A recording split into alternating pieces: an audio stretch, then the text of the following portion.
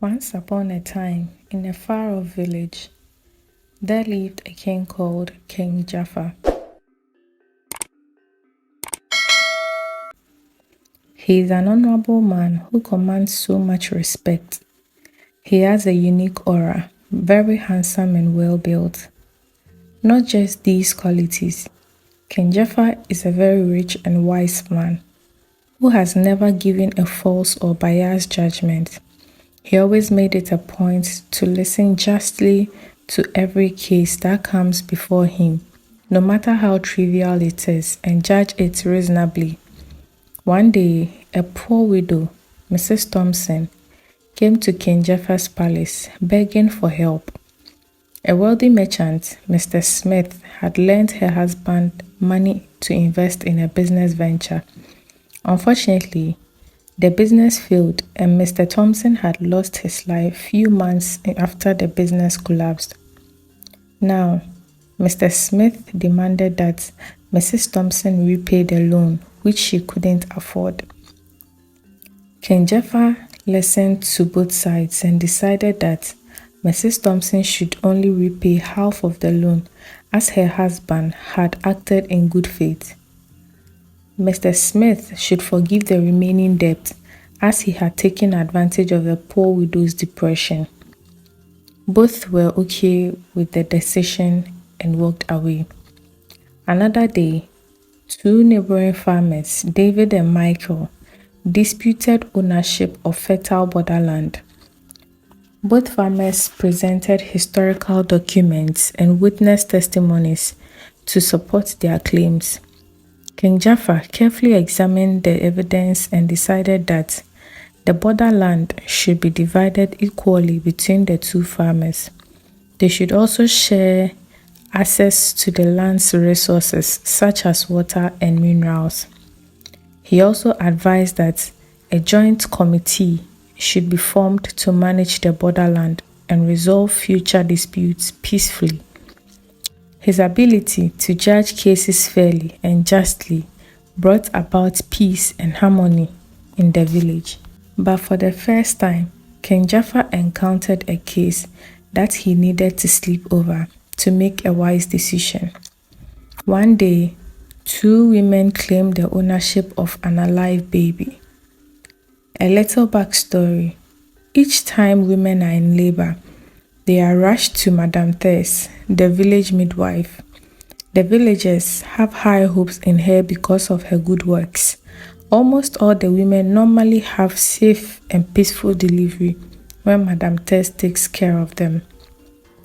One evening, when the village was silent and everyone was in their hut, Sarah, a commoner, who was pregnant, went into labor and was immediately rushed to Madame Tess's hut. Sarah's husband was a hunter who travels to the villages for business, so he wasn't there when his wife went into labor.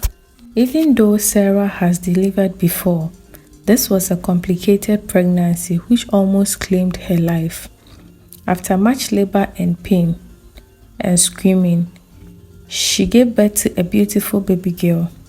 She was given the baby, and while she admired and secretly examined her baby, she collapsed because of the painful birth and bleeding. Madame Tess did all she could to revive her. Fortunately, she opened her eyes, but to her utmost surprise, she had lost her baby when she opened her eyes. "My daughter is dead." Madame Tess was shocked. "What are you saying?" she said.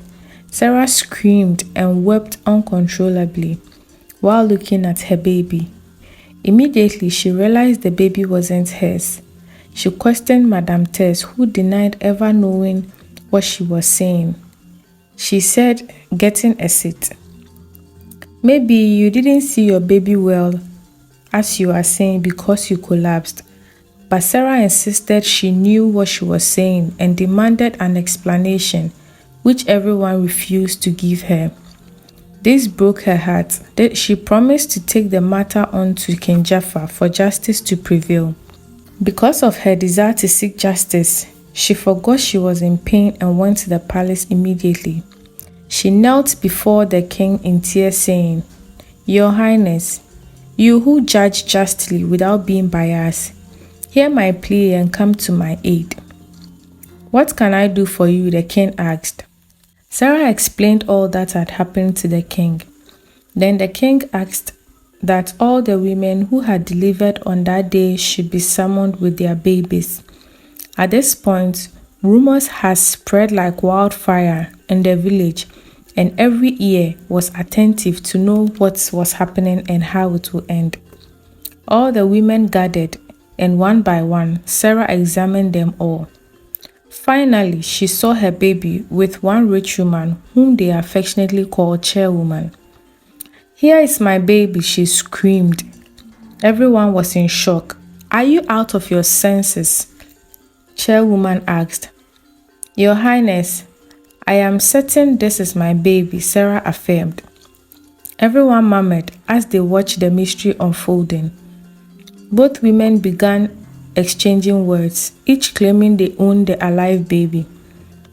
The villagers also began taking sides, each siding with their favorite person. The king sat quietly, watching as his people exchanged words right before his eyes. This time round, it was as if the king's hand had been tied behind him, not knowing what to do or say. Quiet, everybody, he shouted. Everyone was brought to the realization of whose presence they stood. Is it because of this little baby you are fighting? Are you destroying the peace we have built all these years because of this little baby? Guards, take this baby to the middle of the forest and leave her there, so that this confusion might depart with her, the king concluded. Everyone was shocked. Both women were equally shocked. The elders of the land stood up on their feet, trying to tell the king to reconsider his decision, but he turned a deaf ear. The king got up to walk away when Sarah knelt down before the king, pleading that the baby be left for chairwoman. She admitted lying to have the baby as he lost her and wanted a replacement. The king turned to look at her and saw sadness and sincerity in her eyes. He knew the baby was for Sarah. What the villagers didn't know was that the king did this to be certain about who loved and cared about the baby most. And that was obviously the mother of the child. Everyone kept quiet while admiring the king's wisdom in judging cases. Chairwoman was then compelled to tell the truth. What has happened was that while Sarah was in labor, Chairwoman was equally rushed in to deliver, but unfortunately, she lost her baby at birth. Chairwoman had struggled to conceive, so the child was a blessing to her. When she lost her baby, her world came crashing. She pleaded with Madame Tess to exchange hers with that of Sarah when she went unconscious. She refused, but Chairwoman explained that Sarah already had a child, but she had none and finds it difficult in doing so. She also explained that Sarah and her husband doesn't have enough money like she did to give the baby a better life. She also offered to build a village clinic to support Madame Tess and the whole village if she agrees. Madame Tess was touched with all she had said and agreed to swap the babies. At this point, everyone was quiet and didn't know what to say. The king was equally touched and decided not to punish Madame Tess. Rather, she gave Sarah's baby back to her and told her to do as she pleased. Sarah decided to raise her baby with Chairwoman, making sure her baby acknowledged her as her mother too. This was the end of the story. Please take a moment to subscribe and to comment or react to our videos. It gives us encouragement to do more. Thank you.